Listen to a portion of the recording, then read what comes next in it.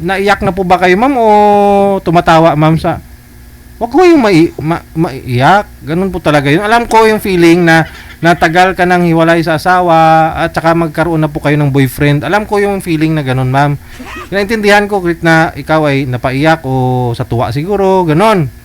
Kaya, ano po ganun po talaga yung programa natin eh. Hinahanapan namin kayo na mapapangasawa ulit, no? Oh, andito na ho si sir, yung mapapangasawa mo. Humarap. Ay, hindi pala kayo umiiyak, tumatawa kayo eh. Okay, sige. Usap nga po kayong dalawa, ma'am Gina. Harap sa kamera, forma. Sige, kasunod na lang po, sir. Hindi pa. Po? Kasunod na lang po. Sa sunod? Bakit po? Andito na po kayo.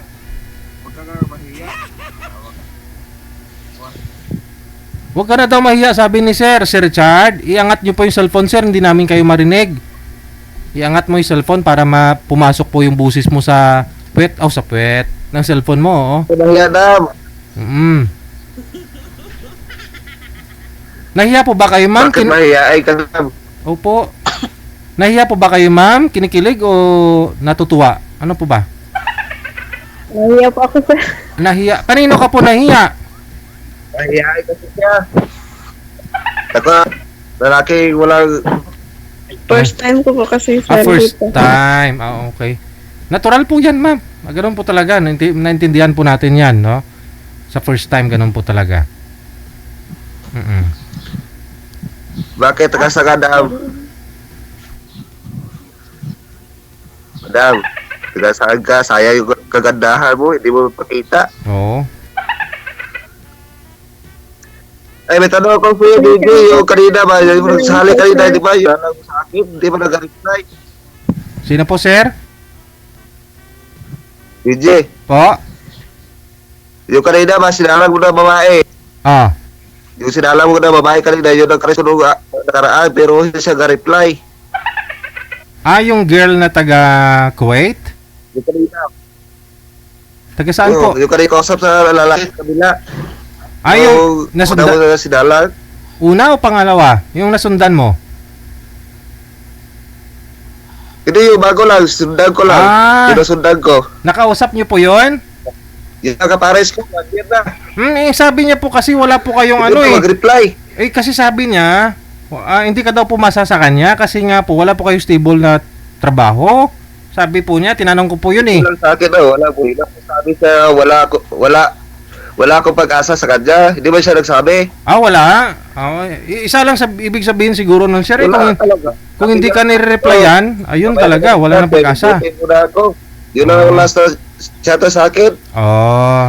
Ayan nyo na po. Ito na sana si ma'am, pero si ma'am nahiya din umatras. Tawagan natin ulit, sir.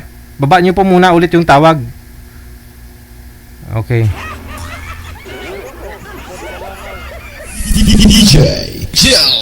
Sumali nga po ito si sir pala, no? Last year yata. At saka yung girl kanina na nasundan nila, yun po yung nakausap niya, si Miss Bangs. Kasawa ito si Miss Bangs. Hindi mo pala, ma'am, sinabi na walang pag-asa si sir sa'yo. Umaasa yung tao. Oo, sir? Ano po sabi mo kay Miss Bangs, yung nakausap mo na yun? Ano sabi sa'yo? Yung kanina na nasundan ko ng babae. Oho. Niligawan niyo po siya? Nagpahiyo. Nakaraan. Te. Sa taon.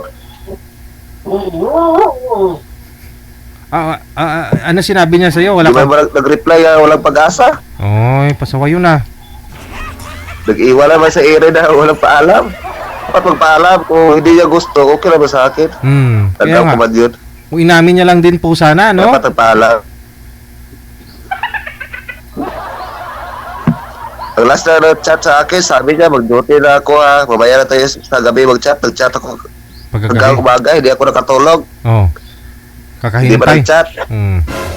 Paasa. Paasa yun ah. Kaya hindi na ako nag-chat hanggang ngayon. Yun lang. Pero ito po si... Dapat sabi siya na hindi ako pasa sa kanya. Expect ka pa naman sana na mag-chat siya, mag-reply. Yun pala Pero eh. kasi sir na yung tao, di ba?